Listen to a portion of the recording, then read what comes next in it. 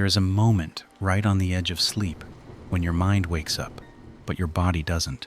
And in that moment, you are completely, utterly, helplessly alone.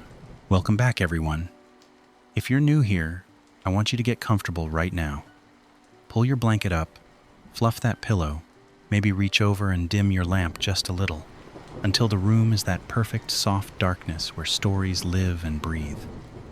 If you've been here before, you already know what we do in this space. We gather at night, when the rest of the world is asleep, and we talk about the things that happen in the dark. Tonight, we're talking about sleep paralysis. Now, before we get into the stories, I want to share something with you, something that scientists and sleep researchers have documented. Something that, once you hear it, you will never quite look at falling asleep the same way again. Sleep paralysis happens to approximately 40% of people at least once in their lifetime. 40%. Think about that. That means nearly half of everyone you know has experienced that terrifying, helpless moment of waking up completely aware but completely unable to move a single muscle. But here's what makes it even stranger. When people around the world describe their sleep paralysis experiences, they describe the same things. People who have never met, who speak different languages, who live on opposite ends of the earth, they all report the same crushing weight on their chest, the same dark figure standing in the corner of the room, the same feeling of absolute bone-deep dread that something is in the room with them, watching them, waiting. Different cultures have different names for it. In Newfoundland, they call it the old hag. In Japan, it's kanashibari. In West Africa, it's the ogun oru. In Mexico, it's se me subió el muerto, which translates, roughly, to the dead one climbed on top of me. Isn't that a beautiful, terrible phrase? The dead one climbed on top of me. Before we dive into tonight's stories, I want to take just a second to say if you're enjoying this channel, if these stories have kept you company on a sleepless night, if you've ever found yourself pausing this video to look over your shoulder, please consider hitting that like button right down there. It genuinely means the world to this channel. And if you haven't subscribed yet, please do. Hit that little bell icon too, so you're notified every single time we post. We upload new stories regularly, and you really don't want to miss what's coming. Share this video with a friend tonight, specifically a friend who thinks they're too brave to be scared. Let's test that theory together. Tonight, I have 4 stories for you. 4 real accounts from real people who experienced something they still cannot fully explain. And every single one of them involves that horrible, helpless moment, awake but unable to move. Aware but utterly trapped with something in the room that should not be there. So settle in. Don't put your phone down. And whatever you do, try not to think about the corner of your room right now. Try not to wonder what's standing there. Our first story comes from a young woman in rural Ohio named Mara, 23 years old, who moved alone into an old farmhouse and started experiencing episodes that escalated from simple, explainable nighttime terror into something that made her question everything she thought she knew about the house and about herself. What she eventually discovered in the attic will stay with you for a very long time. Our second story is from a man named Daniel, a night shift nurse in Chicago, who prided himself on his rational, scientific mind. He had an explanation for everything. He laughed at ghost stories. He rolled his eyes at people who talked about things that go bump in the night. And then one night, during a routine overnight shift, something visited him in the break room during his 15-minute nap, something that appeared to know his name. Our third story belongs to a teenage girl named Sofia, 16 years old, visiting her grandmother's house in rural Georgia for the summer. She'd always loved that old house, with its creaking floorboards and the smell of pine and old wood. But this summer, something was different. Something had changed in the small back bedroom where she always slept, and what she saw standing in the doorway at 3 a.m. left her unable to sleep in any room at all, for nearly 6 months afterward. And our fourth and final story is perhaps the most disturbing of all tonight. It belongs to a man named Marcus, 31, a graduate student in Colorado, who began to notice that his sleep paralysis episodes were not random. They were not meaningless. They seemed to be showing him something specific, something that turned out to be real. Let's begin. Farmhouse on Linden Road. Mara had always wanted to live alone, not in a sad, isolated way. She was quick to clarify that whenever she told this story later, and she told it often, because it helped, she said, to talk about it, to give it shape and language, so it couldn't live so comfortably in the unlit parts of her memory. She wanted to live alone the way some people want to travel alone, for the quiet of it, for the particular piece of a space that is entirely yours, where you make the rules and nobody moves your things, and the refrigerator is always organized exactly the way you left it. She was 23 when she found the farmhouse. It was listed on a rental website under the heading Rural Retreat Historic Property, which was, she would later realize, the real estate equivalent of calling a flooded basement water feature. The farmhouse sat about 4 miles outside a small town in Wayne County, Ohio, at the end of a gravel road that crunched under your tires in a way that felt, depending on your mood, either charming or deeply isolated. It was a 2-story white clapboard house with a wide covered porch, a red barn that had gone soft and gray with age, and about 12 acres of cornfield that turned gold in September and rustled in the wind like something breathing. Mara was a freelance graphic designer. She worked from home. She had a cat named Pimento, an orange tabby of spectacular laziness and unearned confidence. She had a good laptop, a good coffee maker, a good Wi-Fi signal that she confirmed before signing the lease. And absolutely no reason, she told herself, to feel anything other than deeply, contentedly at home in this house. She moved in on a Saturday in early September. Her 2 best friends, Becca and Jade, helped her carry boxes and furniture up the porch steps, complaining theatrically about the heat and the distance from civilization, demanding pizza as payment. They stayed until nearly midnight, the 3 of them sitting on the porch with their shoes off, drinking iced tea and watching the fireflies over the cornfield, while the cicadas sang their enormous, throbbing song in the dark. It was the kind of evening that felt like a memory, even while you were living it, warm and golden, and just slightly too perfect to last. "You sure you're okay out here?" Becca asked when they were getting ready to go. She was the worrier of the 3 of them. She said it lightly, like she was joking, but her eyes did a quick sweep of the dark road and the dark field and the dark sky above everything. "I have Pimento," Mara said.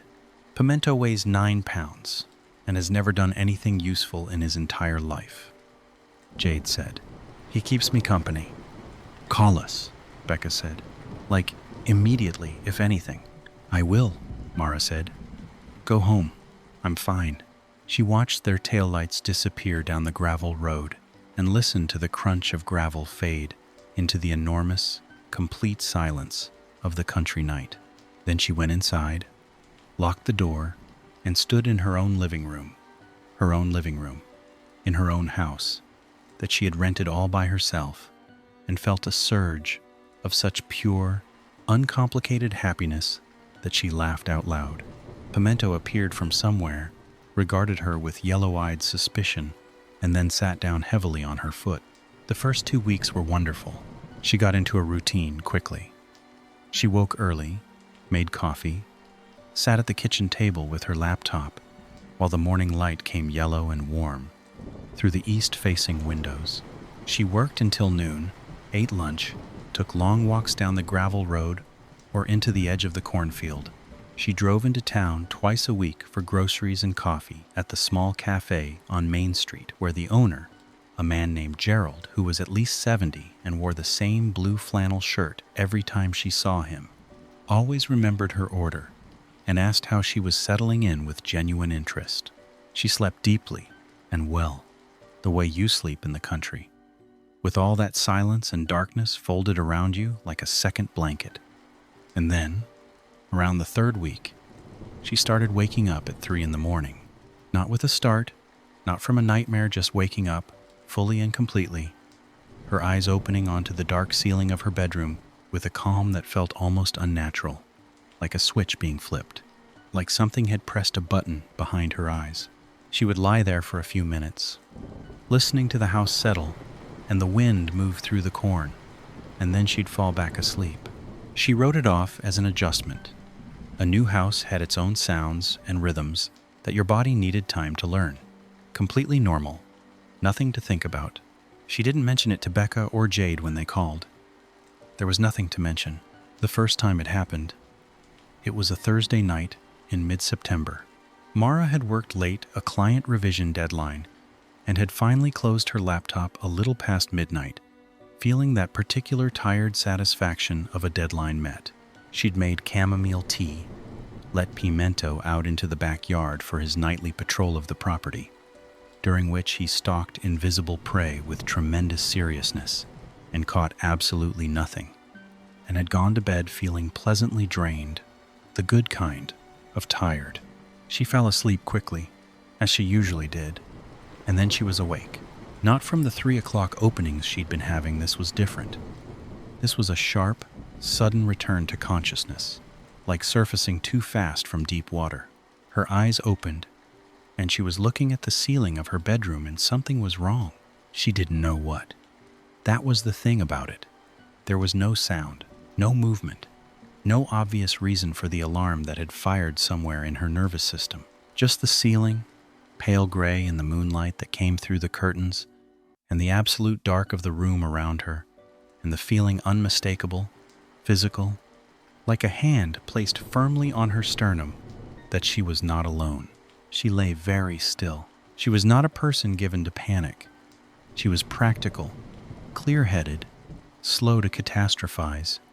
She ran through the rational explanations with the calm efficiency of someone familiar with her own mind. She'd heard something in her sleep that her conscious brain hadn't registered a sound from the road or the barn or the house settling in the cooling night air. Her nervous system had fired an alarm based on nothing. It happened. It was fine. She turned her head slowly to the left. Curtains. The window. Moonlight coming through in soft, pale ribbons. Nothing. She turned to the right. The bedroom door was open, which was normal. She left it open for Pimento, who liked to wander in and out at night. Beyond the door was the hallway, which was dark, which was also normal. And in the hallway, she blinked. No, nothing. Just the dark hallway. Just the particular quality of darkness in an old house at night, where the dark seems somehow denser than it should be, like it has texture. She exhaled slowly and realized she had been holding her breath. "You're being ridiculous," she told the ceiling, quietly, in the fond but exasperated tone she used when talking to herself. And then Pimento, who was somewhere in the house, she could hear him moving, his little pattering paws on the hardwood floor, stopped moving. Just stopped. Completely. Mid-step. As if he'd been paused. In her weeks at the farmhouse, Mara had never heard Pimento be completely silent at night. He was a restless sleeper, always relocating, always jumping up and down from furniture, always batting something off a shelf somewhere. His small, constant sounds had become part of the house's nighttime language, part of the background hum that told her everything was normal. The silence where Pimento had been was very loud. She sat up in bed. "Pimento?" she said, softly. Nothing. She sat there for a long moment, in the dark, listening. The house was absolutely quiet. Not the peaceful quiet of a sleeping house, but a different kind of quiet. A held-breath quiet. Like everything waiting. Then, Pimento started moving again. His paws on the hallway floor. And then he appeared in the doorway, his orange fur pale in the moonlight, and came into the room and jumped onto the bed and curled against her feet with the complete, infuriating nonchalance of a cat who has decided nothing is worth discussing. Mara lay back down. Her heart was still beating a little too fast. She thought, old house, country quiet, your imagination. She thought, go to sleep. She fell asleep eventually, But it took a while, and when she did, she had the vague, unmemorable dreams of a person whose body is resting, but whose brain has left the light on. In the morning, over coffee, she almost mentioned it to Jade during their daily check-in text. She typed it out, "Weird night, woke up spooked, no idea why," and then deleted it and typed, "Slept great, love this house," instead. She didn't know why she deleted it. It seemed like it would make too much of nothing. The sleep paralysis started 4 nights later. The first episode was mild, or what Mara would later, with the distorted perspective of everything that followed, think of as mild. She woke from deep sleep into complete wakefulness, which was by now familiar. But this time, she couldn't move. She registered this with the calm of someone who hasn't yet understood what they've registered. She tried to turn her head. Nothing. She tried to lift her hand. Nothing. She tried to sit up. Her body was completely inert beneath her, unresponsive, like a suit of clothes she was wearing but not inhabiting. Her mind was fully awake and working. She could think clearly. She could feel everything: the pillow under her head, the weight of the blanket, Pimento's small, warm mass against her feet. She was aware of every sensation except control. The connection between her intention and her body had simply been cut. She'd read about sleep paralysis. She'd read about it in the detached, academic way you read about things that you do not believe will ever happen to you. She knew what it was. She knew it was a documented neurological phenomenon, that it occurred in the transitional state between REM sleep and waking, that the paralysis was literally just the body's sleep mechanism, the system that kept you from acting out your dreams, failing to release on schedule. She knew all of this. It did not help at all, because knowing that your body is simply misfiring, that there is no danger, that this will pass in seconds or minutes, knowing these things does absolutely nothing about the primal, animal terror that detonates in your chest when you realize you cannot move. The knowledge sits in one part of your brain, while the fear ignites in a much older, much louder part, and the fear drowns out everything else. She lay there, rigid and completely still, for what felt like a very long time, and was probably 45 seconds. And then the paralysis released, and she sat up gasping, her heart a trapped bird in her chest. She sat on the edge of her bed for a long time, feet on the cold floor, hands flat on her thighs, breathing slowly until her heart settled. "Okay," she said, to the empty room. She told herself it was stress. She'd been working hard. She hadn't been sleeping regularly. These things happened. The second episode came 2 nights later, and it was different. This time, when she woke into the paralysis, there was someone in the room. Not a shadow, not a trick of light, someone. Standing in the corner near the door. A figure, dark and still, approximately the shape of a person. No features that she could see, just the shape, standing in the corner, not moving, simply there. Mara felt the terror rise in her like floodwater instant, complete, total. She stared at the figure. The figure did not move, did not approach, did not make any sound at all. She screamed, or tried to.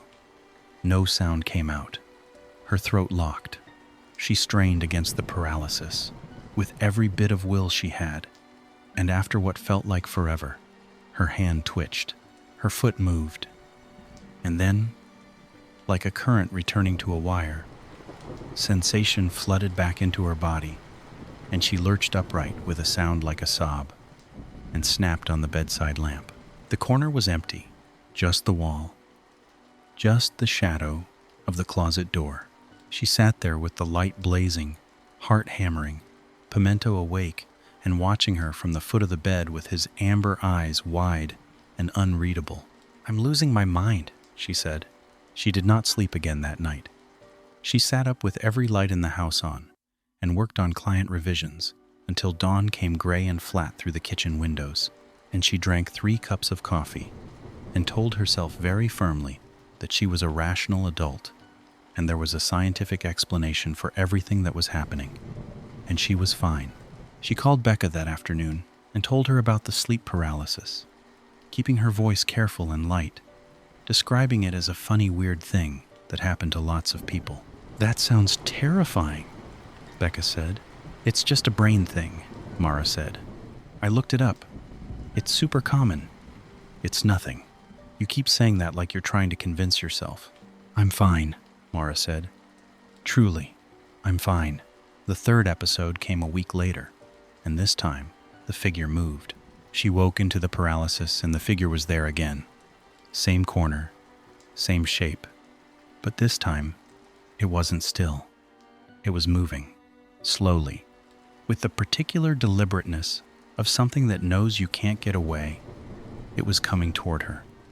Not rushing, not lurching, just moving with a slow, patient certainty, crossing the room in that complete silence, getting closer and closer, while Mara screamed inside a body that wouldn't respond. It stopped at the side of the bed. She could see it clearly now, or as clearly as the dark allowed. It was the shape of a person, a tall person, but somehow wrong in the proportions. The head was slightly too large, the arms were slightly too long, and the head was tilted to one side in a gesture that looked terribly, nauseatingly like curiosity, like it was studying her, like it had never seen anything quite like her. She was weeping without sound, tears running down the sides of her face into her hair, when the paralysis finally broke and she screamed a real, full scream this time, the kind that startled Pimento half off the bed. She scrambled back against the headboard and stared at the side of the bed. Nothing. Empty. Just the hardwood floor and the thin fall of moonlight. She called Becca at 2 a.m, hyperventilating. Becca drove out the next day and stayed the night. She brought food and wine and a studied, determined reasonableness, because Becca was a practical person who believed in solutions, and her solution was to be physically present in the house until whatever this was could be rationally addressed. She walked through every room with Mara, checking windows and locks and corners, and found absolutely nothing. She made Mara eat dinner and watched a ridiculous movie with her until midnight, and then declared they were both going to sleep, and everything was going to be fine. It was almost fine. Mara fell asleep next to Becca in the big bed and slept deeply for nearly 4 hours. And then she woke, and she was paralyzed, and the figure was there. And this time it was already at the bed, already leaning over her, its head tilted at that horrible angle, its 2 long arms hanging at its sides. This time, Mara noticed something she hadn't before. The figure was pointing. One arm had come up, slowly, and was pointing. Not at her, past her, up. The long, wrong arm was extended, pointing directly at the ceiling above her head. Or, she realized, with a slow, creeping adjustment of perception, not the ceiling. The floor above the ceiling, the attic. Then Becca turned over in her sleep and flung an arm across Mara, and the contact broke the paralysis like a key in a lock, and Mara was free, her body whole and responsive and shaking. She lay there staring at the ceiling, listening to Becca breathe. The figure was gone, but it had been pointing at the attic. In the morning, after coffee, Mara told Becca. She expected Becca to say something sensible and dismissive. Instead, Becca said, "Okay, let's go look." The attic access was a pull-down staircase in the upstairs hallway that Mara had opened exactly once, when she first moved in, to verify that the insulation looked reasonable. She'd never gone all the way up. She'd just shone a flashlight into the dark and confirmed the presence of old insulation and old wooden beams and the smell of dust and time. They went up together, Mara in front, flashlight in hand. The attic was low and dusty, crisscrossed by wooden beams, half-floored in rough planks. There were the usual old house remnants, a few cardboard boxes going soft with age, some old wooden frames stacked against the slope of the roof, a rusted bird cage, and in the corner, under the lowest part of the roofline, half hidden by an old sheet that might once have been white, was a small wooden box. Mara's hands were shaking when she lifted the sheet. The box was old, maybe antique dark wood, with a simple brass latch. Inside were papers, letters, handwritten in a cramped and faded script, and photographs, old ones, sepia and formal, the kind where no one smiles because the exposure took too long. A woman, severe and straight-backed, in every photograph, and clippings from a newspaper, yellowed and brittle. Becca took one of the clippings and read it. Her face went careful and still. "Mara," she said quietly, "did you know someone died in this house?" She hadn't. Her landlord hadn't mentioned it.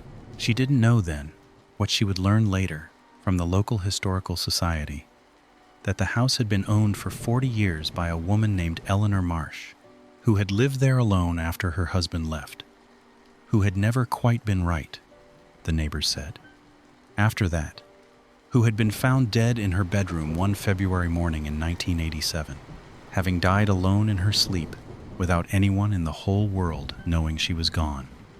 Who had been found, finally, after nearly a week, by a postal worker who noticed the accumulated mail. Eleanor Marsh, who had died in the room that was now Mara's bedroom. Mara stood in the attic with the box of Eleanor's letters in her hands, and she did not feel afraid. She felt strangely, desperately sad. "She was just trying to show me," Mara said. Her voice was very steady. "She just wanted someone to find her things." Becca stared at her. "You don't actually believe—" "I don't know what I believe," Mara said. "But I know I'm going to go through these letters and I'm going to find out if she had any family." She did go through them. There was a daughter estranged, moved to California, but findable. Mara tracked her down through 2 phone calls and sent her the box. She never told the daughter why she'd found it. She just said she'd come across it in the attic and thought she'd want her mother's things. She had one more sleep paralysis episode 3 nights later. This time, the room was empty. Mara still lives in the farmhouse on Linden Road. She stayed.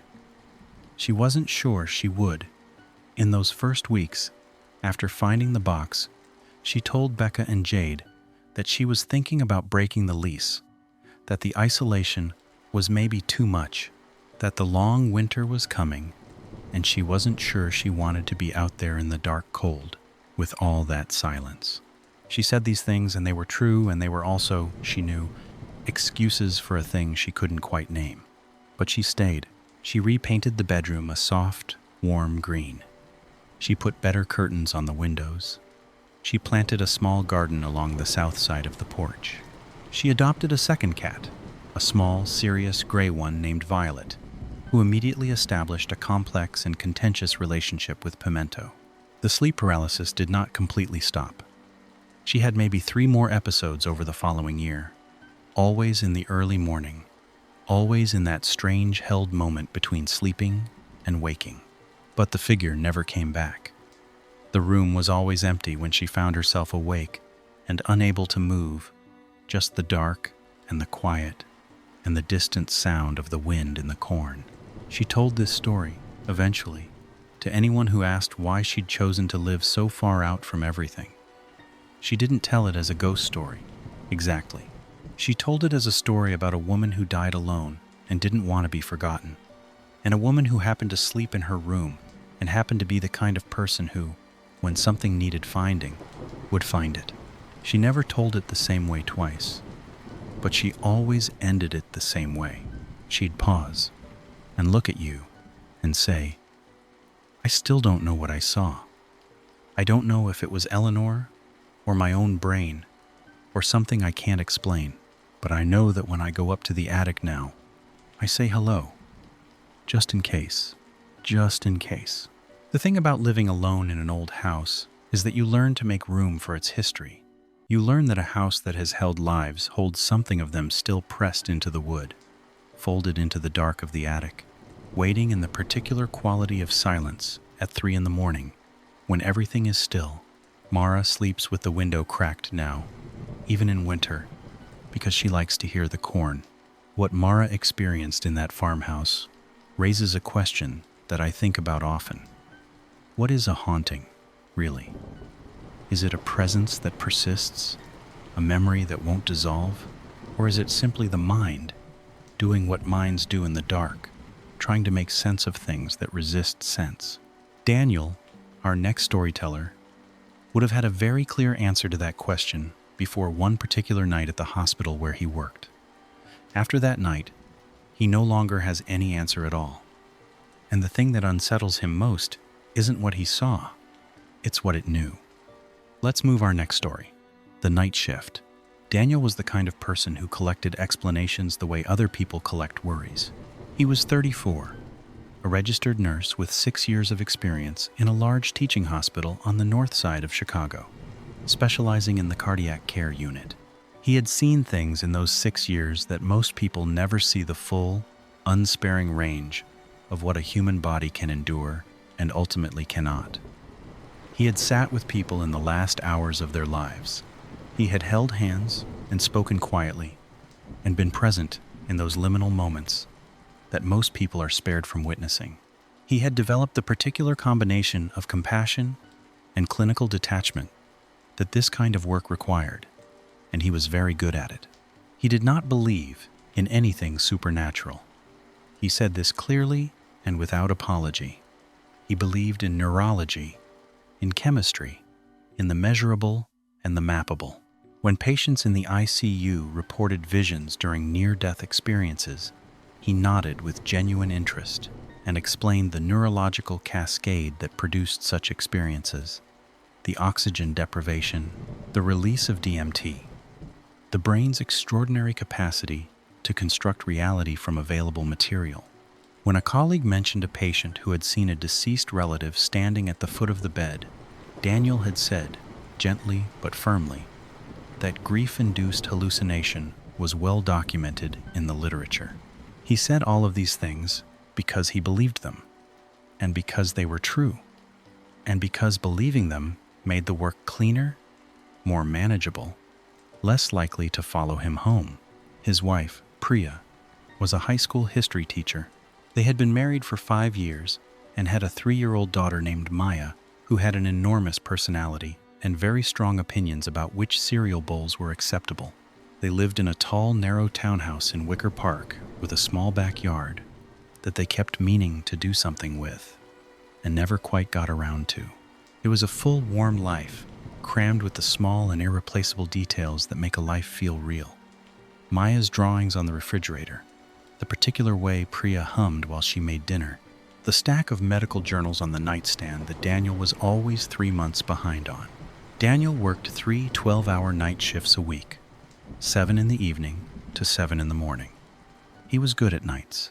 He had the physiological adaptation that some people have and others don't, the ability to invert his sleep cycle without significant damage to his functioning.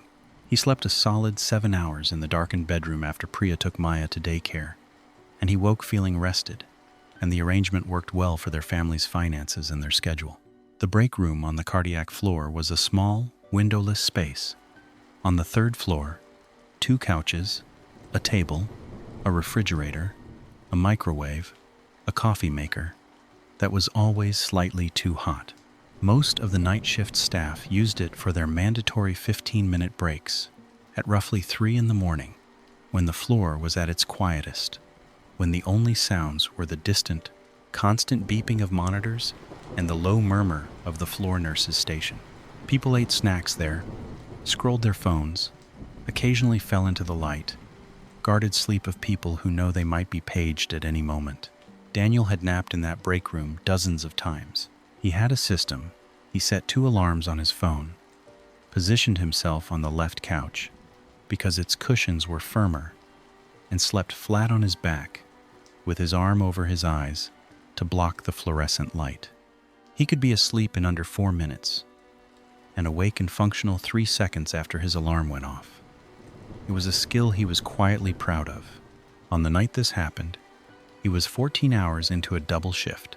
He'd covered for a colleague who'd called in sick, which meant he'd been on the floor since 7 the previous morning, and it was now approximately 9 in the evening, and he had 10 more hours to go. He was tired in the careful, managed way of someone who is accustomed to being tired, not impaired, not foggy, just running on a lower frequency than usual. He went to the break room at 9:15, set his alarms, lay down on the left couch, and closed his eyes. He thought about Maya. He thought about the quarterly review he needed to write. He thought about whether they had milk at home. And then he was asleep. He woke up, and the break room was different. Not dramatically different, not hauntingly different, just subtly, wrongly different in the way that things in dreams are sometimes almost right, but not quite like a room, you know well, rendered by a mind that has the general idea but has gotten some detail wrong. The light was the same flat fluorescent light. The couch was the same couch. The refrigerator hummed in the corner. The smell was the same coffee and disinfectant, and the particular staleness of a windowless room. But the room was very, very quiet. Daniel lay still for a moment, processing. His alarms hadn't gone off. He didn't know how long he'd been asleep. He reached for his phone on the cushion beside him, and it wasn't there. He sat up, looking for it, mildly annoyed. He scanned the couch, the floor beside the couch. Not there. He was about to stand up and look further when he realized there was someone else in the room. The other couch was across from his, perpendicular to the door. It was usually empty when he took his breaks. He had a loose, unspoken arrangement with the rest of the night team about staggering their breaks, so the floor was never short-staffed. It was almost always just him in the break room at this hour, but someone was on the other couch. He could see them in his peripheral vision, a person, sitting upright, which was unusual. Nobody sat up straight on the break room couch. You either lay down or you slumped. This person was sitting straight, facing forward, not looking at their phone, not eating anything, just sitting. Daniel looked over at them directly. It was a man. Older, maybe 60 or so, in what appeared to be a hospital gown, the thin, pale blue cotton gowns that all patients wore. His hands were folded in his lap. His feet were bare on the linoleum floor. His face was forward, not looking at Daniel. The first thing Daniel thought was, patient out of bed. It happens sometimes. Cardiac patients, especially post-procedure patients, sometimes got confused and wandered. It was a documented phenomenon with documented causes and documented protocols. His mind immediately shifted into that mode calm assessment. Gentle redirection. Check for the ID bracelet. Determine what floor and room the patient had wandered from. "Hey," Daniel said, sitting up fully, using his warm professional voice, the one that said, "I'm not alarmed, and you don't need to be either. You okay? Are you looking for someone?" The man didn't respond, didn't turn his head. "Sir?" Daniel stood up, moving toward the couch. The man turned his head, very slowly, and looked at Daniel.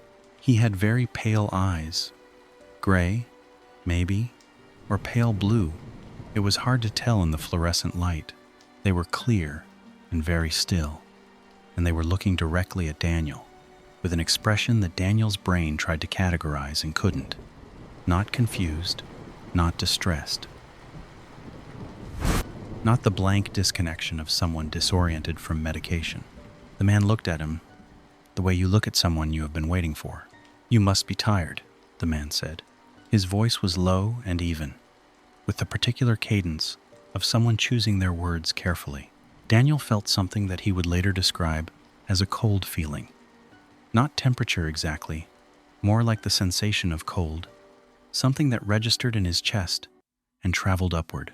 He stamped it down immediately. Professionally. "Can I see your wristband?" Daniel said. "I want to help you get back to your room." The man looked at his own wrists.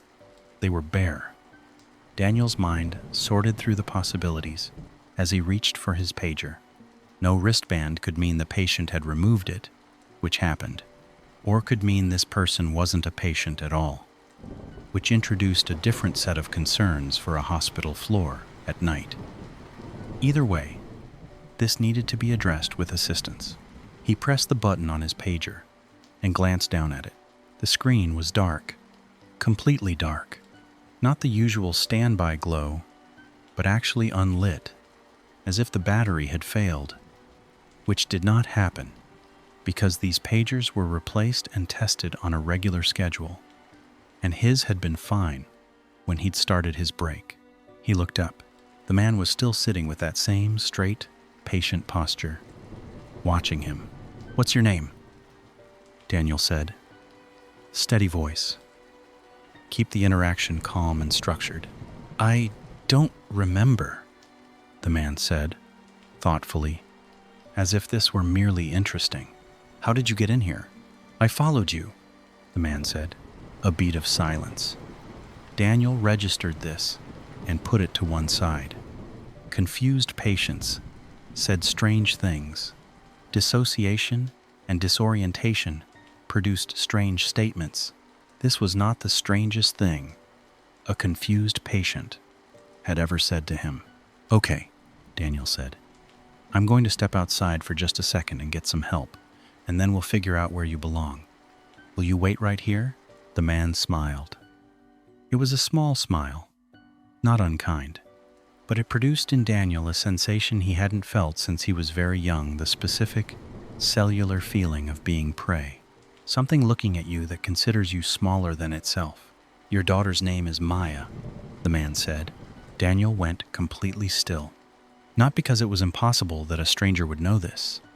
Names could be overheard, could be known through any number of ordinary channels. It wasn't impossible. But the way the man said it flatly, informatively, like confirming a fact, and the way he then returned his gaze to the middle distance, as if having provided the information that was required of him, as if his purpose in saying it had nothing to do with Daniel's reaction. "How do you know that?" Daniel's voice was very quiet. The man didn't answer. "Who are you?" Daniel said. Different voice now, not the professional warmth. Something more fundamental and less controlled than that. "Who are you, and how do you know my daughter's name?"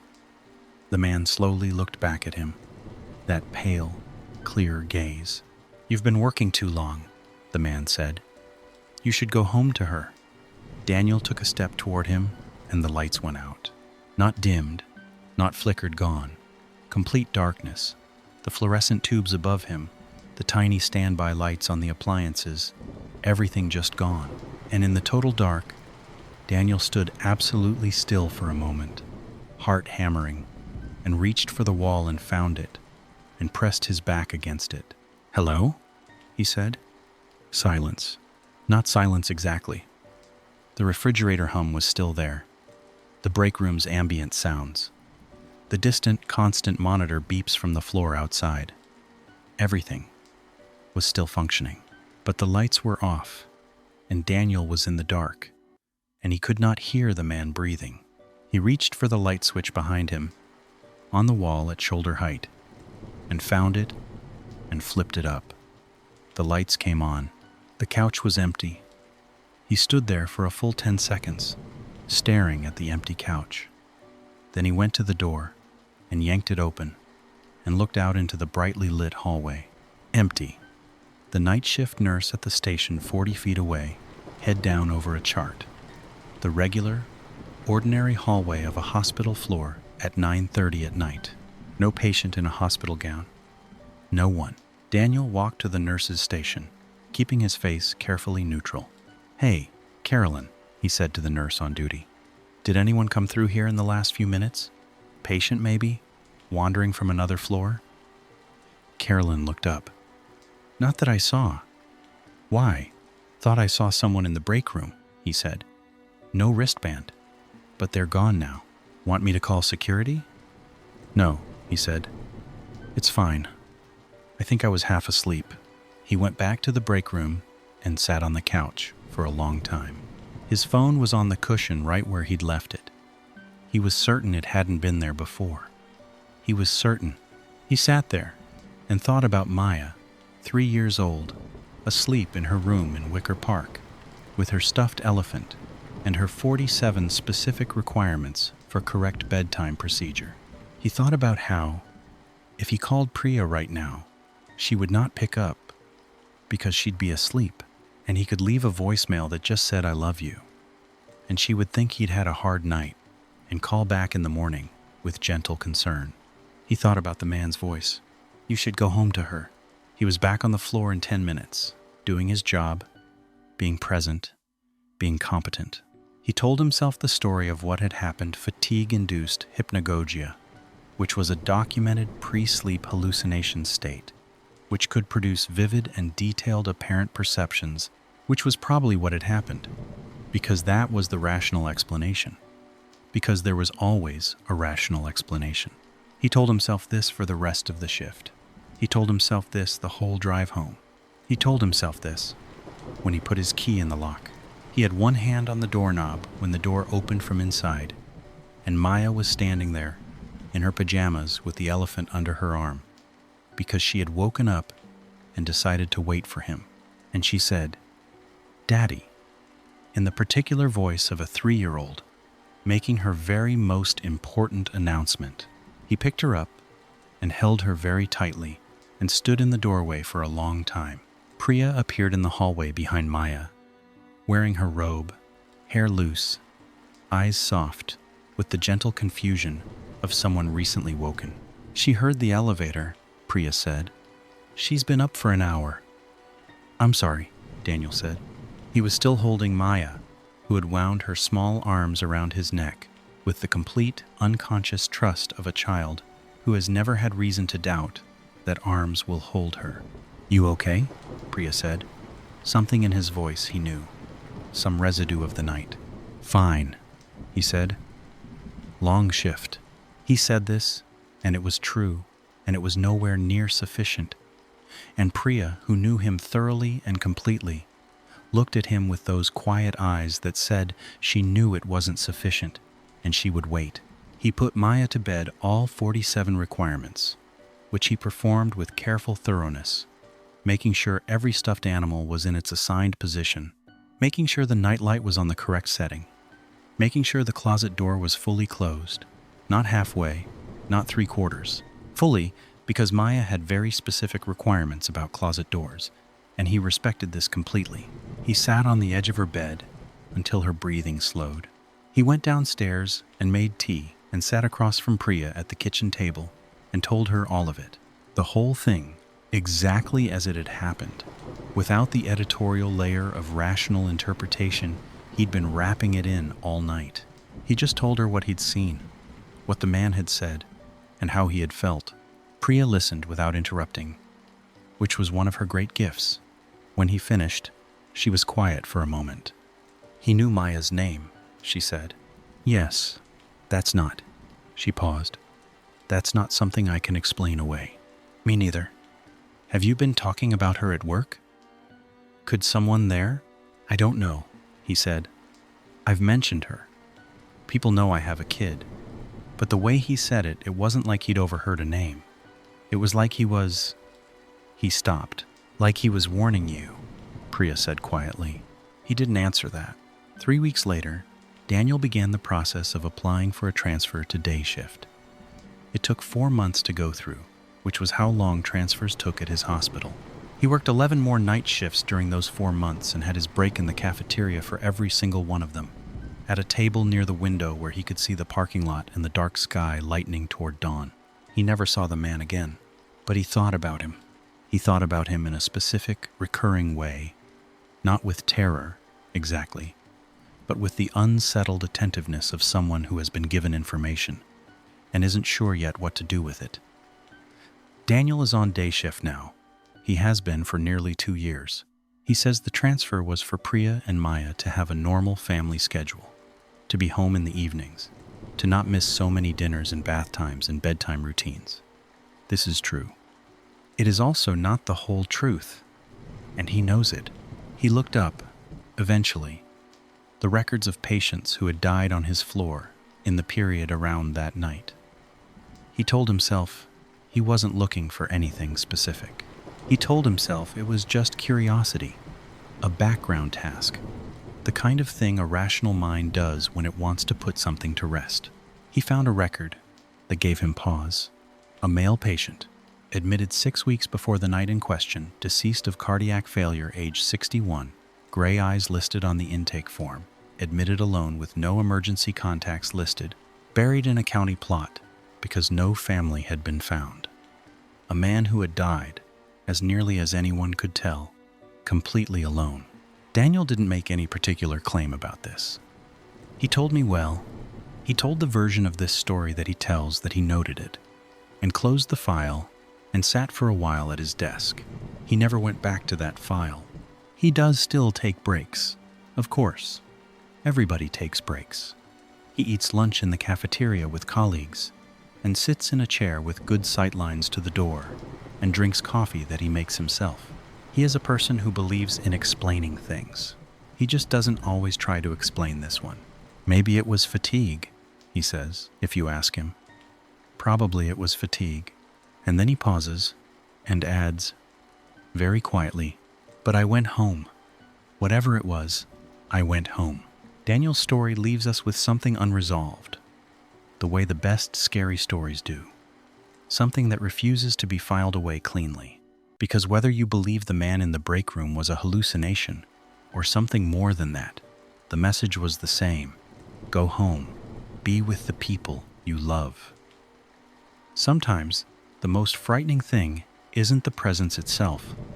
It's the question it leaves behind. Sofia was 16 when she had her experience, and she didn't have the benefit of Daniel's training in rational explanation, his years of practice in separating what is known from what is felt. She was just a teenager in her grandmother's old house, and what she encountered in that small back bedroom was something that didn't try to warn her. It simply showed itself, and what it showed her, she still cannot fully describe. Now, the third story begins. Story 3. The back bedroom. Sofia had loved her grandmother's house for as long as she could remember.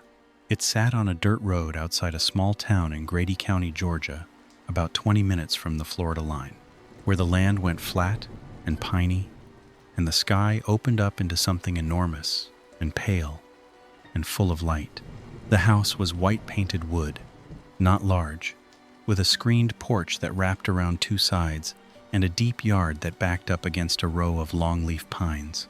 Her grandmother, everyone called her Nana, even people who weren't family, had lived there for 40 years, alone for the last 15 since Sofia's grandfather passed.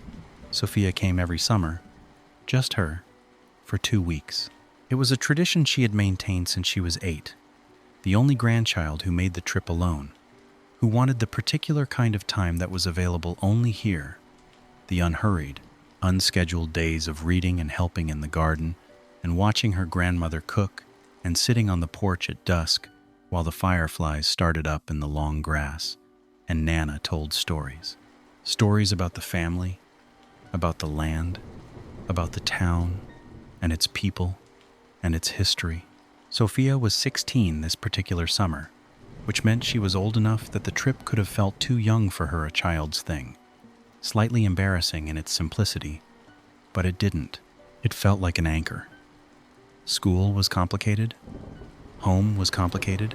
But here, in Nana's house, on the porch with the pine trees and the fireflies, things were simple in a way that she was old enough to recognize as rare and worth protecting.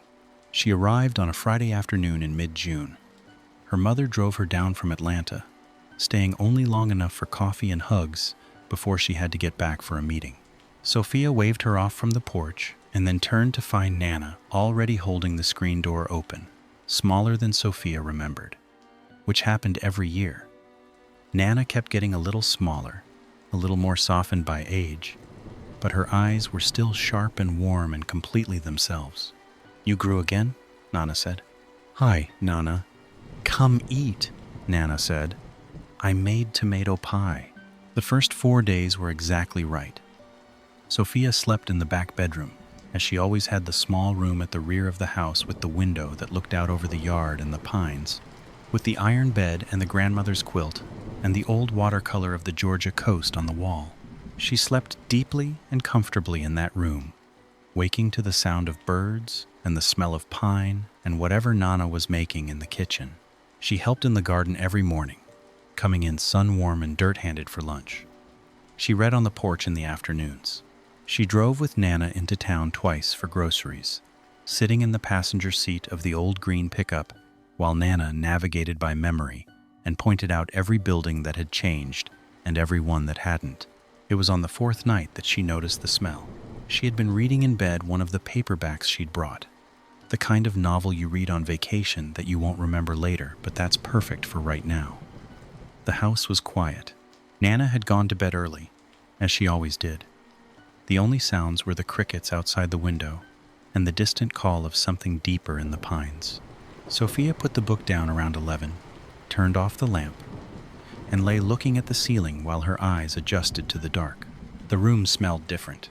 It was the first thing she registered, a smell that didn't belong, something close and a little heavy, with a sweet edge that was almost floral and not quite. She couldn't place it. It wasn't the usual smell of the room, which was cedar and old cotton and the particular dusty sweet smell of old houses.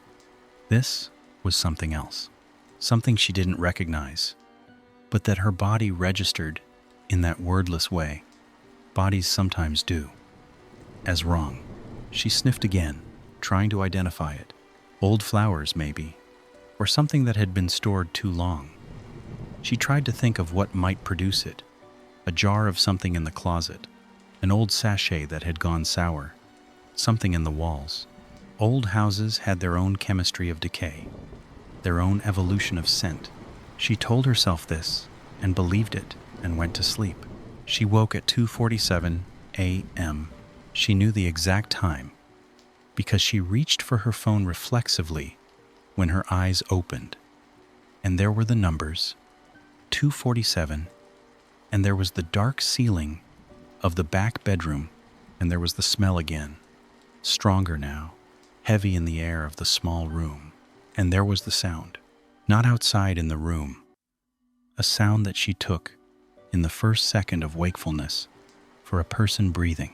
She lay perfectly still. The sound stopped. She waited. Her heart was beating hard. She listened to the silence with her whole body, the particular full-body listening you do when you need to hear something precisely, and you need to know if you heard what you thought you heard. Nothing. No sound. The crickets were still going outside the window. The pines were moving in the light night breeze, that long, slow sound like the sea. Normal sounds, the usual sounds. Everything normal. She exhaled. And then the breathing sound started again. She sat up, very fast, and reached for the lamp. In the half second before the light came on in the dark, she saw something. In the corner of the room, not a full figure, not a distinct form, but a suggestion of something that was there and then wasn't. In the same moment, her hand found the lamp switch, and the light came on, and the room was just the room. The quilt, the old watercolor on the wall, the closet door, slightly ajar, her own hands shaking slightly in the lamplight. She sat there for a long time with the light on. Eventually, she went and opened the closet fully and looked inside. Summer dresses on hangers, spare blankets on the shelf. Nothing. She left the lamp on all night and lay with her back against the headboard and read the rest of her book and told herself she had been half asleep and imagined both the sound and the thing in the corner. In the morning, she was almost convinced. Almost. She didn't tell Nana. She told herself it was because she didn't want to worry her. Nana was 81 and had a heart that required careful management. According to the doctor, Sofia's mother consulted regularly and relayed information with the nervous frequency of a person trying to forestall something she couldn't forestall. Sofia told herself she was protecting Nana by staying quiet. The real reason was simpler and less comfortable. She was afraid that Nana would know something, that Nana would look at her with those sharp, knowing eyes and say something that would make it more real than Sofia was prepared for it to be. The second night was worse. She woke at the same time, 2:47 exactly, which she would notice only after the third night, when the pattern was undeniable. She woke, and the room was dark, and the smell was there, and she was paralyzed. She didn't know that's what it was, at first. She thought she'd somehow become unable to move in some ordinary way, that her arm had gone to sleep, that she was caught in the bedclothes. She tried to move her arm and couldn't. She tried to turn her head and couldn't. She tried to call out and couldn't. The terror that arrived was immediate and absolute, the kind that doesn't build but simply appears, fully formed, like something that was always there waiting for the right moment. She lay rigid in the dark and stared at the ceiling, and breathed through her nose in controlled, shallow breaths, because it was all she could do. And then, slowly, her eyes moved. She hadn't intended to move her eyes. She couldn't have, she felt, without the rest of her face following. But her eyes tracked right, with a slowness that felt almost involuntary, like something was directing them. The doorway. The back bedroom's door opened into the short hallway that led to the rest of the house. Nana's room was at the other end of that hallway. The door was half open, the way Sofia always left it, because the house had no AC and needed the cross ventilation from the screened porch at the far end. Something was standing in the doorway. It was the shape of a person. That much was clear, even in the dark, even with the limited visual information of a barely lit room at 3 a.m. A shape that stood upright, that had the approximate height and proportions of an adult human being, standing in the doorway, very still, facing into the room. Facing her, Sofia's mind went to the same place. Every mind goes in that moment. Intruder, danger, someone in the house, and then went somewhere else, somewhere beyond that, somewhere that the rational categories of intruder and danger could not contain, because the shape in the doorway was not entirely solid. She did not know how else to describe it. Later, when she tried, it was there definitely, undeniably there, a presence that registered in her vision and in some deeper sense as a physical occupancy of space. But it was not quite solid in the way that things are solid. It was more like the idea of a person, the form of one. It didn't come into the room. It simply stood in the doorway. And then the paralysis broke, all at once, the way it does the feeling of a switch being thrown, and Sofia was able to move, and she scrambled upright and screamed. Nana was in the room in under 2 minutes, which was remarkable for an 81-year-old woman, and she sat on the bed and put her arms around Sofia and held her while Sofia shook. "Bad dream," Nana said, firmly, in her voice that had no softness in it for nonsense. "It wasn't a dream, Nana." "Bad dream," Nana said again. Sofia pulled back and looked at her grandmother's face. Something there, something careful, and closed. A door slightly ajar, and then closed again. "Nana," Sofia said, "do you know about this room?" Her grandmother was quiet for a moment. "You'll sleep in my room tonight," Nana said, on the side by the window. "Nana?" "Come," Nana said. "I'll make warm milk." She didn't answer the question. Not then. The third night came 2 days later, after Sofia had been sleeping in Nana's room on the side by the window, and had started to feel, cautiously, that maybe it was done. Maybe, whatever it was, had been a brief disturbance in the ordinary order of things. A blip, a temporary wrongness that had corrected itself. She was asleep in Nana's room when she woke at 2:47. She checked the time. 2:47. 3 times now. 3 times at exactly the same minute. The room was dark and still. and smelled of Nana's lavender powder and old wood. Nana was asleep beside her, breathing slow and even. Everything was ordinary, but the door to this room was also open. It had to be, for the air, and in the doorway at the far end of the hall, in the entry to the back bedroom, because the hall was straight and the doors aligned, and you could see from one doorway to the other if you were lying in the right position. In that doorway, at the far end of the dark hall, the shape was there, just standing, just watching. From the room she was no longer sleeping in, as if it had followed the fact of her presence in the house, rather than her physical location, as if it was watching her specifically, as if it had always been watching her. Specifically, Sofia woke Nana. She touched her shoulder gently and said, very quietly, "Nana, wake up." Her grandmother was awake in an instant, with the light alertness of someone accustomed to waking in the night. She turned her head. "Look down the hall," Sofia said, barely a whisper. A long pause. And then Nana said, very quietly, "I see." Those two words. I see. Not what do you mean. Not you're imagining things. Not go back to sleep. I see. Sofia felt a cold that had nothing to do with temperature. What is it? Old house business, Nana said. Her voice was very steady. Lie still. Don't look at it. Nana. Don't look at it, Nana said, firm and quiet. Looking at it's like opening a door. You lie still and you close your eyes and you think about something bright, something happy. Think about your mama when she was small. Sofia tried. She closed her eyes.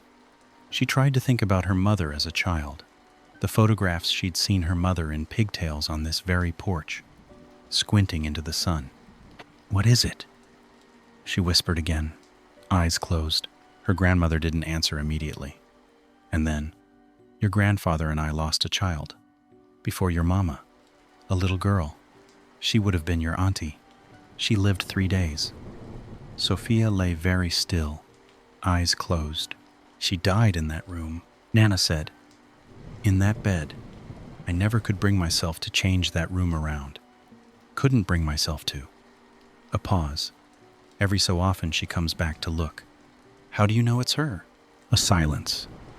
Then, a mother knows. Sofia opened her eyes. The doorway at the end of the hall was empty. She lay there in the dark beside her grandmother, for a long time, neither of them speaking. Outside, the pines moved in the wind.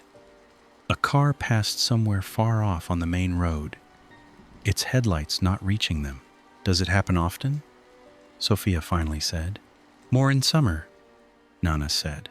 Always been more in summer. Are you? Sofia started. Are you okay? Being in this house with that? Knowing she's my baby, Nana said simply.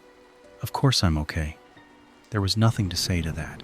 Sofia put her head on the pillow and listened to the night sounds and felt something she couldn't entirely name, something between grief and wonder, something that was also, unexpectedly, a kind of comfort, the sense of a presence that meant something, a shape with a story. She reached over and took her grandmother's hand, and Nana squeezed back. They fell asleep like that, hands linked, while the pines talked to each other in the dark. That was 3 years ago.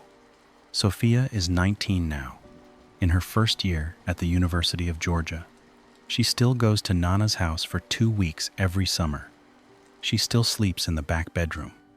She says this casually, which surprises people who have heard the story. They expect her to say, she could never go in that room again. But she says, it's not a scary room. It's a room where something sad happened a long time ago. Those aren't the same thing. She has not seen the figure again. She doesn't know if that's because it was a one-time event, or because she has somehow adjusted to its presence, or because of something her grandmother does that Sofia hasn't asked about directly, some small ritual or habit that she has noticed over the years, a murmured word at the door of the back bedroom before bedtime, a way of pausing on the threshold. She asked Nana about it once, obliquely. "Do you ever talk to her?" Sofia said. Nana looked up from her sewing, perfectly matter of fact. "Every night," she said, "before I turn the hall light off." "What do you say?" "I say good night," Nana said. "What else would you say to your child?" Sofia still thinks about that when she wakes up at night. In her dormitory room, with its thin walls and its sounds of other people's lives, she lies in the ordinary dark and thinks about her grandmother, alone in that house, with the pines and the fireflies, and the old photograph of a baby she never got to know. And she feels something she thinks might be the closest she'll ever come to understanding what love looks like past the boundaries of everything. She still wakes up at 2:47 sometimes. She's never entirely sure why. Sofia's story is one about love. In the end, about the way the people we lose don't entirely leave the spaces where they were loved. About how grief can inhabit a room. About how a mother, even after decades, still says goodnight. But our final story tonight is different. Marcus's story doesn't offer that kind of comfort. It doesn't offer the resolution of finding something that makes terrible sense. What it offers instead is a question, a specific, deeply unsettling question, that Marcus has been sitting with for 2 years and still does not know how to answer. His sleep paralysis didn't just show him a figure. It showed him an address. Now, we are talking about our last story tonight. What the Dark Showed Me. Marcus was a practical man who had built his life carefully, detail by careful detail, the way a person builds something they are afraid of losing. He was 31 when this happened, a second-year PhD student in environmental science at a university in Fort Collins, Colorado. He had grown up in Charlotte, North Carolina, the oldest of 4 children, the son of a father who worked 2 jobs and a mother who taught middle school and who had both impressed upon him with a consistency and specificity that amounted to its own kind of love, that everything he wanted was on the other side of hard work. He had taken this to heart with a completeness that occasionally concerned his dissertation advisor, who would sometimes look up from Marcus's latest draft and say, gently, "You need to sleep, Marcus." He was sleeping, that was the thing. He was making a deliberate, disciplined effort at sleep. He kept a regular schedule. He used blackout curtains. He turned his phone face down at 10 p.m. and did not look at it again until morning. He was in therapy, which he had started at the suggestion of his advisor, after he submitted his 3rd revised draft proposal in 2 months, each revision more comprehensive than the last, each one accompanied by a silence from Marcus that spoke clearly of a person running themselves past what was sustainable. His therapist, Dr. Anita Coleman, was a calm and clear-eyed woman who specialized in high-achieving graduate students, and who, in their 3rd session, said to him, "Marcus, perfectionism is anxiety wearing a productive costume. I want you to notice the difference." He was working on that. His apartment was a 1-bedroom on the 2nd floor of a complex near campus. Clean, organized, sparsely furnished in the way of graduate students who have prioritized books and equipment over furniture. He had a good mattress, which he had researched with characteristic thoroughness before purchasing. He had a plant named Gerald, a snake plant, which required almost no care and therefore had thrived for 3 years under his benign negligence. He had a roommate named Kevin in the adjacent unit. They shared a wall and a casual, comfortable friendship based primarily on a mutual appreciation for basketball and an agreement never to talk about statistics before noon. The sleep paralysis had started 8 months before the night of the address. He had looked it up immediately, as was his nature, and had come away with the appropriate information, a documented neurological phenomenon associated with irregular sleep schedules and stress, well established in the scientific literature. He had mentioned it to Dr. Coleman, who had said it was consistent with the anxiety and sleep disruption they were already working on and was worth monitoring. He had taken comfort in the precision of the diagnosis. The episodes were infrequent at first. Once a month, maybe. He would wake into paralysis, register the ceiling, wait for release, and get up, and write in the sleep journal Dr. Coleman had recommended. Duration of episode, any associated sensory experiences, mood before and after. He treated it like data. It was manageable. And then, about 3 months before the night of the address, the figure started appearing. He described it in his sleep journal, and later to Dr. Coleman, and later to anyone who asked, with the precision he brought to everything. Estimated height, between 5 to 8 and 6 feet. Build, indeterminate. The figure appeared to have a consistent shape, but he could not discern clothing or physical features.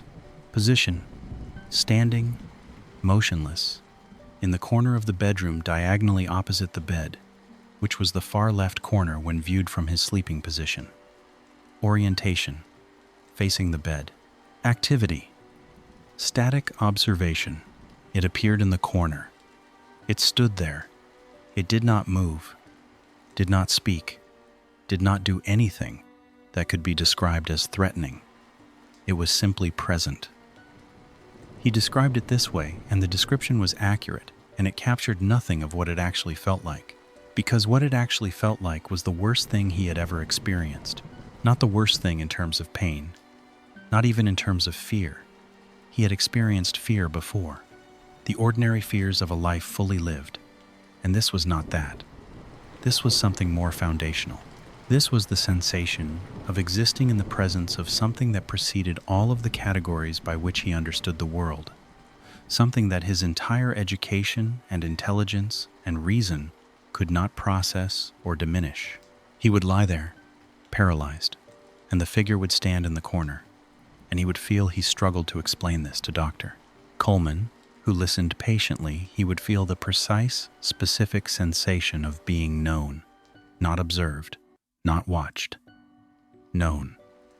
As if whatever was in the corner was aware not just of his body lying in the bed, but of everything that he was, all the layers, all the history, all the carefully maintained architecture of competence and control that he had constructed around the more frightened, more uncertain parts of himself.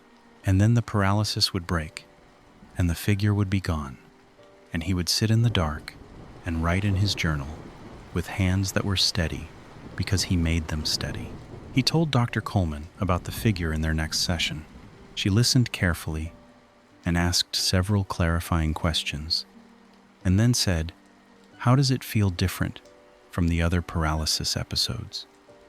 He thought about it, like being looked at versus being seen, he said finally. The earlier ones, it felt random, mechanical, like a system error. This feels, he paused, purposeful. Dr. Coleman made a note. What do you think its purpose is? I don't know, Marcus said. That's what I can't figure out. The episodes began to cluster, not every night, but 3 times a week sometimes, then 4, always in the same pattern. Wake in paralysis, figure in the corner, the unbearable feeling of being known, release, write in the journal, try to go back to sleep, and sometimes succeed, and sometimes not. Kevin noticed.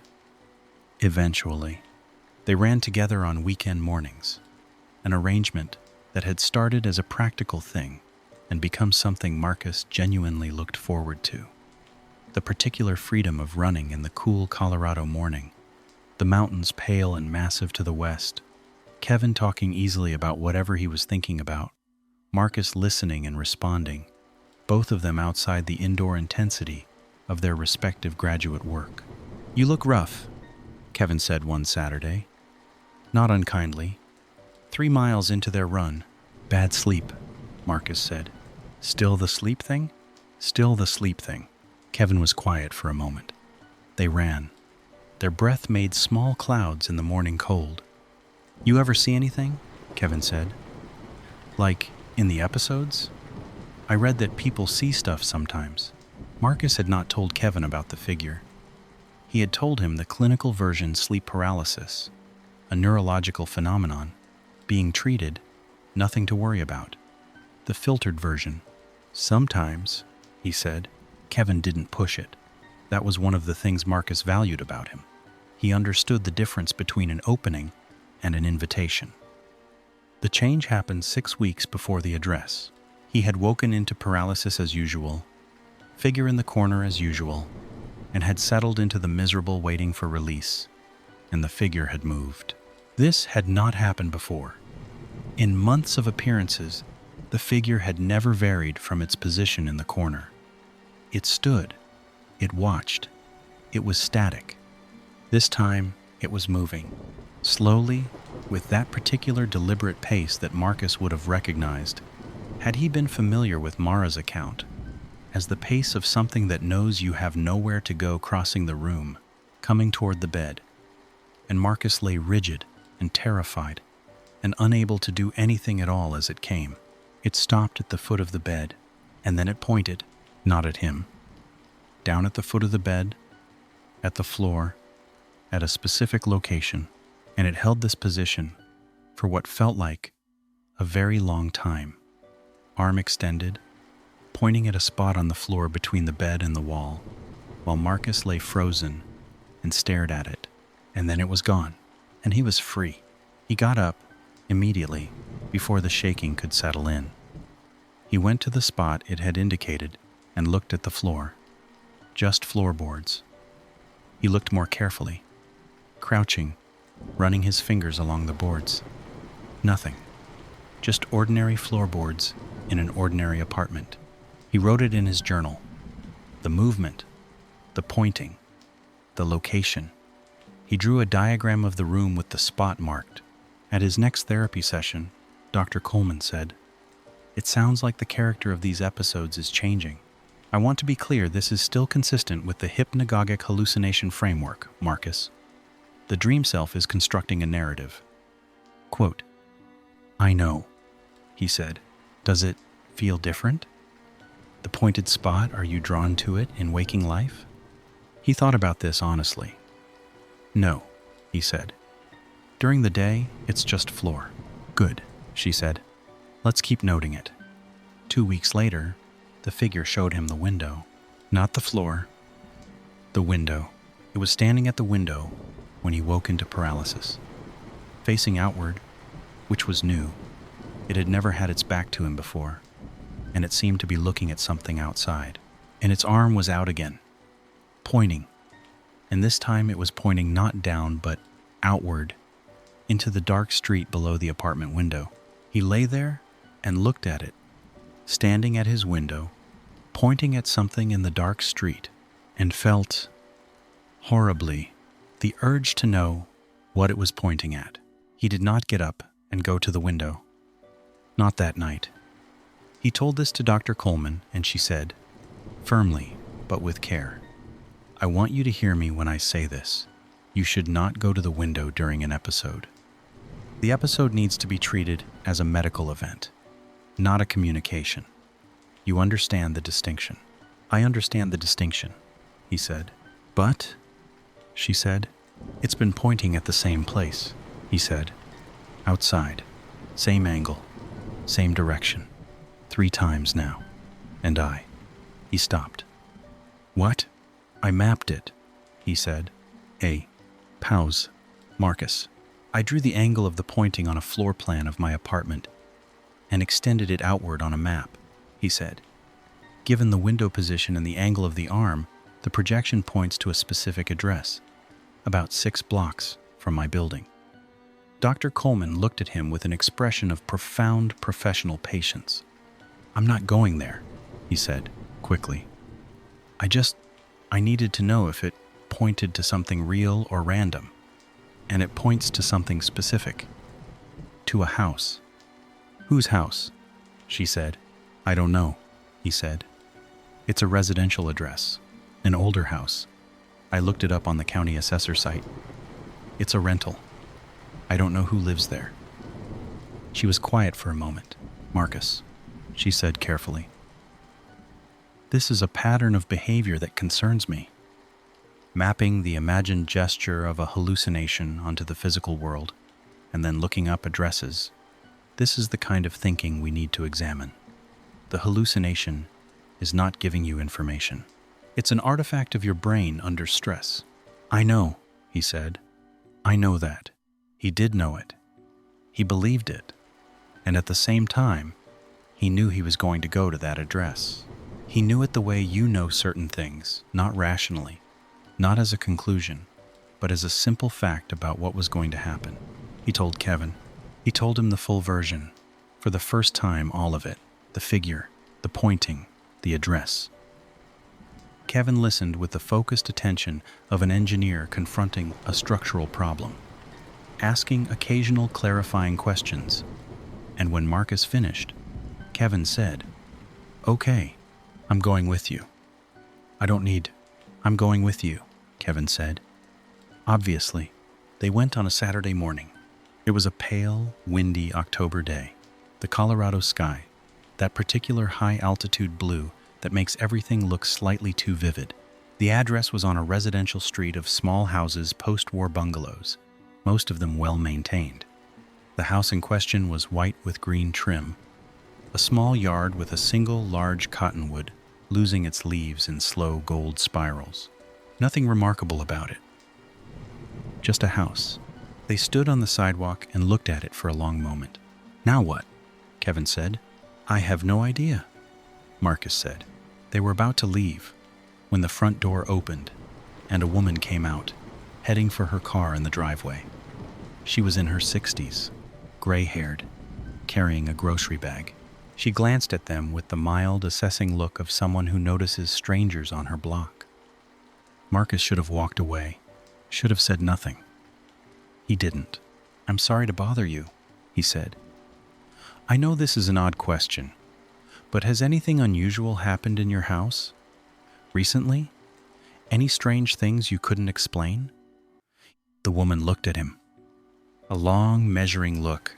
"My son used to live with me," she said, slowly. "He passed away last year. Heart attack. He was only 36. A pause. "Since then, yes. I've had some strange nights." Marcus was very still. "What kind of strange?" he said. The woman looked at Kevin, then back at Marcus. Something in her face, relief, maybe. The relief of a person who has been carrying something alone. "I see him sometimes," she said. "At night, standing. Not doing anything. Just standing." She looked at Marcus with those calm, tired eyes. "Do you know my son?" she said. He did not. He had never heard the young man's name, had never seen his face, had no connection to him, or to this address, or to this woman. He stood on the sidewalk in the gold October morning and could not find a single thing to say that was adequate. "No," he finally said. "I'm sorry. I'm very sorry for your loss." She nodded, just once, and went to her car. Marcus defended his dissertation 18 months later, with distinction. He still sees Dr. Coleman, less frequently now, once a month instead of weekly. The sleep paralysis has diminished significantly, as she had said it would with consistent treatment and improved sleep habits, and the reduction of the graduate school-specific pressures that had been fueling it. He has not had a paralysis episode in nearly 5 months.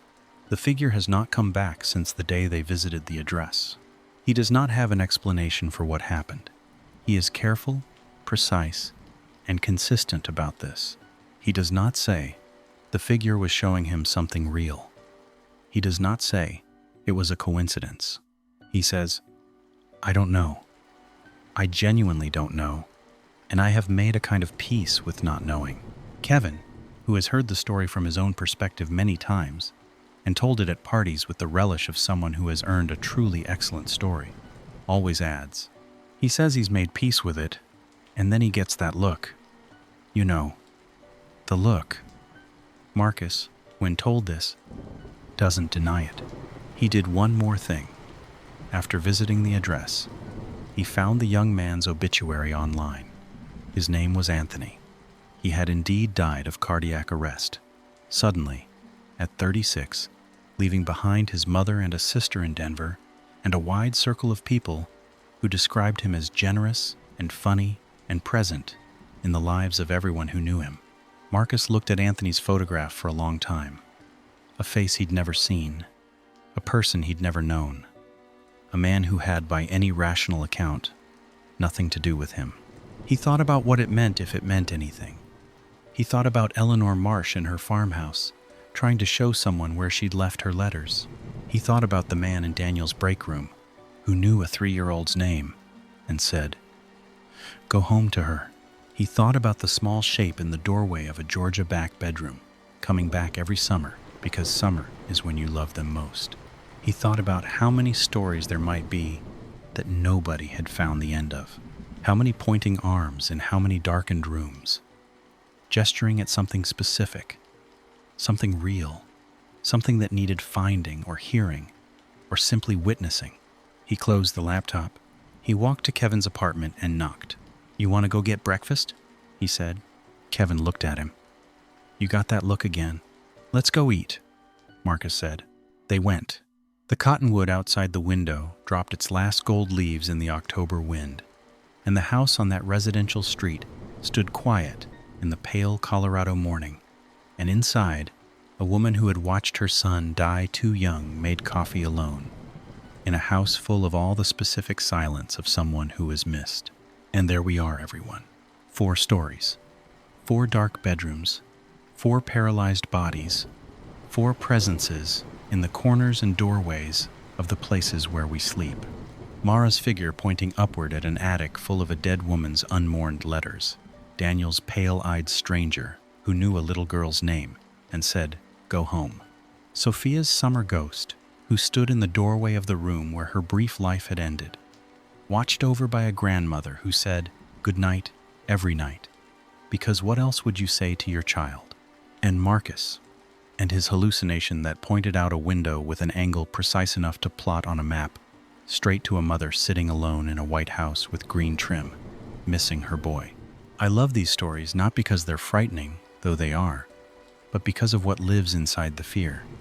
There's something in each of them that reaches past the terror and touches something else. Something about love and loss and the ways that people leave marks on the places where they lived. Something about the fact that the edges between here and wherever else there might be seem to soften at night, when our guards come down, when our rational minds enter the strange democracy of sleep. If you've stayed with me until this very moment, and you have, haven't you? You're still here, still listening, still looking at that corner of your room that suddenly feels more occupied than it did an hour ago. I want you to know that I see you, and I think you're wonderfully brave, and I'm so glad you stayed. I want to ask you something, and I'd love it if you left your answer in the comments. Have you ever experienced sleep paralysis? If you have, what did you see? Were you alone in the room? Or were you not? Drop your story in the comments. I read every single one of them. You have no idea how often I'm up late, scrolling through these comments in the dark, finding the stories that end up in videos like this one. Maybe your story is the next one I tell. If you enjoyed tonight, please hit that like button. It takes 2 seconds, and it genuinely helps this channel more than you might think. Subscribe if you haven't, and turn on the notification bell so you'll know when the next video drops. Share this one with someone who thinks they don't scare easily. Let's test that confidence together. I have more stories coming. So many more. Stories about the things that follow us home, the things that wait, the things that know our names. Sleep well, everyone. Or try to. And the next time you wake up at 3 in the morning, completely still, completely aware, in the perfect dark of your own familiar room, remember that you are not the only one who has felt that stillness, and that in every story tonight, whatever came in the dark, it had a reason. Whether that's comforting or not entirely depends, I suppose, on what yours might be. Good night, and sleep well.